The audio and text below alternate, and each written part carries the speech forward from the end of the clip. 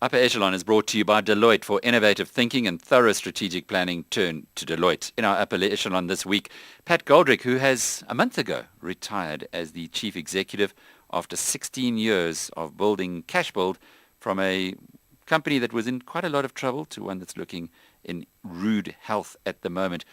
After being there for 16 years, Pat, what's the first month of retirement been like? I don't think it's any different than the other month. I mean, I didn't work very hard for the last few years. I used to take Thursdays off and Wednesdays off, Thursdays and Fridays off. So I had a great team, and I was allowed to relax and to explore my mind. And I've been able to do that as far as business goes. There's other domestic things you have to deal with, but I haven't seen a change in my life, my weight, or my drinking habits, or anything that I can get concerned about. That's interesting. So you've been taking Thursdays and Fridays off. Have you been following this 4x4 route? Do you know that story? We work 4 days a week, and you take 4 months holiday a year, and then you go to 3 months a week and take 5 months holiday, or so on, just to ease your way out? No, I when I came over in '96, I had lots of challenges, and that drifted on for a long, long time. And you find if you want to do a job, you have to lead from the front, and especially when Cashbuild was spread all over South Africa and the neighbouring countries. I'd leave home maybe at 4 o'clock on a Wednesday, travel to the stores and the neighbouring countries, and I'd finally get back maybe midnight on a Friday. And during that time, I'd have done a lot of travelling, a lot of thinking, etc. And then Saturday I was knackered. Sunday I'd go to church and get ready for Monday, and you found you're getting into a thing of just getting up, going to work, and not really thinking about the business. You were more doing. And I decided one Friday, hang on, this is not constructive. So I went to my chairman and said, look, I'm going to take Fridays off unpaid. And he looked at me and said, well, you work hard enough anyways. Why don't you claim payment for them? I said, no. I'll take it unpaid and then I can enjoy it. And the comment came out over radio and a few things, and people said, how can you afford to take a 20% pay increase, a pay decrease? And I said, well, at my age, you can afford to do anything. So that went on, and then when I became 60, I decided to take Thursdays off as well. And then when I became 63, which is retiring age, I found I had a great team. I had adjusted to life. I was able to add value without having to be there every hour that God sent. And it's been great for the last 3 years. People done the interviews, people went to the stores, and my succession took place, etc. So I can retire feeling that I've got a great family at home and at work. And I think that, to me, wasn't taking any textbook. It was more about it was necessary for Pat Goldrick in his style to do something that suited him, his company, and his family. And that's how it worked out. So those 2 days a week that you've been taking off, let's just start off with a Friday to begin with. Do you really go home and maybe to your small holding, drive your tractor, perhaps watch sport, do things that don't occupy your mind at all with Cashbuild? Yeah. But throughout the day, you might get the odd phone call. It doesn't matter. If you're driving the tractor, you may be thinking of something that you should be doing at work, and you think, oh, I must talk to the guys about that on Monday. Even when you're driving through the country and seeing stores, your mind was thinking of something else, whether it's the family or whether it's the next store or the store you visited or where the next quantum leap would come from, what's happening in politics, what's happening in the marketplace. So Friday was no different than any other day, except the environment was different. And I may be driving with Rosalind and my family somewhere, or I may be in a shopping centre, or I may be off for a weekend, or I may be going to a rugby match that night. It didn't matter. But it wasn't in the environment of an office. It wasn't in the environment of setting up back-to-back meetings. And people were working on their own. And I think that was the thing about it all. It wasn't Pat Goldrick. It was more about freedom for other people and also having quality time with my family. There was no specific plan except what I was doing was not sustainable for me or for Cashbuild long term. And that's all it was about. You look very healthy, Pat. Thank you, Alex. Is that something that you've always worked on? Do you work out in the days, or do you just eat sensibly? I think a number of years ago I started beginning to eat more sensible. I've got 3 lovely grandchildren. One of them is a few weeks old. And you make that decision when you see your first grandchild or when your first child gets married that you want to be around to see your grandchildren. So you say, well, hang on, I packed up my smoking of cigars and I did things. And I went to my doctor and I found I had a thyroid problem. So I helped to address that. And by doing that, I did some exercises. I couldn't get to a gym because it didn't fit into my routine. So I allocated a spare room at home. And the mornings I worked, I would get up at 3 o'clock. And I would shave, and then I'd do a half an hour in the gym, then have my breakfast, and I'd go to work. The mornings I didn't work, I didn't go to the gym. So, and that habit has kept with me. Now that I packed up a month ago, I think I just went up to that room maybe twice. Your eating habits become distracted when you're at work and getting home late, etc. So, yes, I have changed my behavior and saying, look, I want to see my grandchildren. I want to see them getting married. And I've made a commitment that I'm going to celebrate my 120th birthday. So, so I think in doing these things, I'm going to try hard and do them. 120. Pat, that gives you another half your life ahead of you. Are you Yeah. going to go back onto the board of Cashbuild? It was interesting to me to see that the day you turned 63, which was the retirement age, that was the day you left the company. That's correct. Are you're not on the board at all? Are you considering serving in that way? No, I've got a financial stake in Cashbuild. I've got a team who are quite capable of managing without me. I think it cramps their style. I think they need to be able to make that. If they ever want to make a phone call and invite me to rugby or talk about things, they can do. But I don't go on honeymoon with my children. I don't live with them. I let people. I go to visit my children. I hope I'll visit my Cashbuild boys, but not necessarily in the office, so in socially, etc. No plans to go on any board. I've been asked for some advice from different companies, and of course I give that advice free of charge because I've got a wealth of experience. I mean, I've been working since I was about 13 years of age, and during that time you do things that it's not planned. It happens naturally, or it happens because you're lucky, and I was one of these lucky people. 13 years. And I thought that there was a misprint when I saw that. Born in 1949, started at a company called Joseph Murray in 1962. So you were 13. You literally left school Yeah. to take an apprenticeship, was it? Yeah, I never did an exam in my life. I could barely speak English. I definitely couldn't write it from the west of Ireland. And I learned when I immigrated into England when I was about 17 and worked on the boiler house and other work, not shopping to start off with. And then I realized I need to do something. I need to write home to my mum. And I cannot say, dear mum, I spelled it wrong.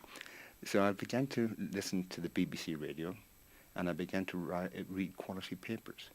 And it was interesting, you'd hear a story on the radio, and then you'd find it in the paper, and you learn the words, and you learn how to spell them, and you were able to put words together. So when I did go for my first interview, it was in retail, it was a subsidiary of Selfridges. And I got that interview, and I worked my way through that, and I found that it wasn't anything but education. It was about an individual. So these things, it evolves, as I said to you. It's just opportunities, and you work at it, and above all, I think it's the quality of the way you treat people, or your integrity around people that helps you to get there. It was nothing to do with anything else. Age of 13, though, why did you leave? Why did you decide not to go to school? If you've got that long enough, I'll tell you the story. But the one thing the teacher said, there's 3 great careers in Ireland. One is if you're tall and can speak Gaelic, you can become an Irish policeman. I said, no, I can't speak Gaelic. 2 is that if you like a healthy job and you can read, you can become a postman. Well, I said, I cannot read. And the third one was that if you're good at maths, I said, yeah, that's for me. But you're not too tall, you can become a bus conductor. So there were the 3 careers in the west of Ireland. And I often heard afterwards that, yes, on those 3 careers you also get a uniform. But I choose for none of them. So that's why. There was nothing. Everybody left the west of Ireland. Poverty. No, there was big families and there was nothing to do. You could go to Dublin, but Dublin didn't respect country boys. They had a different league of their own. So the only thing you could do was either go. I wanted to go to Australia. I had my eyes set on Australia, and I came to England for 6 months. Then you could go to Australia for £10. But when the time came, my mum died in between. And then I decided, well, your life changes. And these things make a dramatic change because you've got no mum at home to write to you. Now you're writing to your dad. And these things change your life and your expectation and what you want out of life. And I think maybe that affected me when I see my own children getting married or my grandchildren. I don't know, not consciously, but maybe subconsciously. She was a great woman, but I never got to really know her. At 16 years, she had passed away. Mm. It's interesting coming from that background and then having a look at South Africa, where many people are growing up in the same circumstances that you did. Many people are trying to make their way in life, and yet at 13 or 14 can't write. Do you ever get asked? Do you ever share your wisdom with those individuals? Um, I put my arm around any individual, whether they can write or they cannot write, and just get their heads in the right direction. And it's all about attitude. I mean, I was very warmed, or made warm when I visited South Africa and seeing the region, rural areas. In 1996, there was a lack of understanding what would happen. And maybe I understood from rural Ireland that people don't leave the rural areas and the families and go to the cities. Everybody expected that. The youth go in search of a career, but the families stay at home. And I understood that the rural part of South Africa would exist. And it was difficult to try and explain, because here's a country in Ireland, 1.5 million people, never won the World Cup. Here's South Africa in 1996, just won the Soccer World Cup, and 40 million people plus, a different expectation, coming through different things. So you couldn't try and do a comparison, because you just said to yourself, maybe there's something there. And there was a similarity when you visited the rural areas in seeing how people lived, and the women working on the lands and the men working away. That was no different to the west of Ireland, and the children helping them walking long distance to school. There was never poverty in Ireland, and poverty is a word, is when you've got nothing, nothing, nothing. You always found a chicken egg, or you found a chicken, or you found something, or you found fruit or something to eat. And it's similar in South Africa. Poverty is used sometimes when it's not really there. There's always something to eat, and I think that's where there's nothing to eat to me, or there's nothing to do. I see that as poverty or starvation, except maybe starvation in my eyes is poverty. But once you can get up in the morning, you can wash with rainwater, wherever it is, and you've got something growing in the field or something. That's not poverty. There's life, and I think that, to me, I was able to say, well, there's an existence here. There's a community, there's a church, there's a school, there's people, etc. And there's lots of great people in South Africa. There was lots of things that was going wrong in maybe the BE side of things that I never had much time for. But there was lots of things right in the communities. We certainly celebrated your BE transaction. It was different. I'm sure you remember being in the studio and talking at the time. And Yeah. it also has been acknowledged pretty much everywhere as being a breakthrough. What got you thinking along those lines? And just for those who don't realize it, BE in retail was not really imposed on you, even though most of your customers are from previously disadvantaged background. But you've led the field there. You are still acknowledged as the Cashbuild is as having the best BE credentials in South Africa. So what was it that motivated you in that direction? Maybe again it's background, wanting to share, wanted to make sure that people that were involved at all levels at a stake equally. And it wasn't just about sharing unequally, it was all about sharing equally. Whether you're a cashier or the managing director, you got the same amount of dividends or whatever was involved in it. And taking that, because before you had nothing. Now let's take the 10% of the company and divide it among maybe them days 2,000 people. And then it is now nearly 5,000 people. And I'm taking that 10% and going to the shareholders. And I had some shares myself and just saying, look, guys, this is what I want to do. It was definitely different. But it took some time to talk to my bankers. When I say the bankers, they were sponsors, and to the shareholders. And then I spoke to the board. And it was different. It didn't go down right for a while. It was seen as too different. But the people, even the employees, didn't understand it. I think everybody was a bit, what's this about? And 5 years later, 10 years later, it's worked, thank the heavens. And it was all about, I want to give 10% to Cashbuild, but I want to give it to people equally, not to some people who want it just because they're black. That wasn't me. And then we did it, everybody the same. And it wasn't just South Africa, it was the neighbouring countries as well.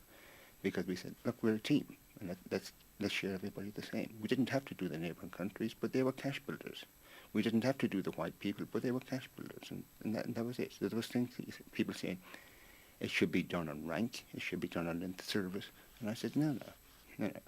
We just need to do it simple. They have nothing, let's give something back and do it equal. You were described in the latest annual report of the company by your chairman, Donald Masson, who you've worked with for a long time, as irrepressible, passionately motivated. Pat Goldrick, I salute you. When you left, was there a lot of emotion? No. I think it wasn't a sad day. It was a day of joy, and I made sure there was no sadness. We had a bit of a party, like the day we opened our offices, and that was important to me because I didn't want people to think they lost somebody. I think they knew now that they've given an opportunity and let them take this what they had and now continue with that and make sure that they followed through when they had knew good, that my successes were all in the company. And no, there wasn't. We had raised a glass and there was no emotion whatsoever. No. And the record is quite incredible. Looking at turnovers from 2001, which is not that long ago, 11 years ago, billion rand. You'll hit 6 billion rand in 2012. Compound annual growth rate 17%. That's over those 11 years. If you go back to 66, of course, 96 rather, it's even more impressive. Was that what you set out to do? Did you set yourself targets? I set out to improve. Targets, I don't think so.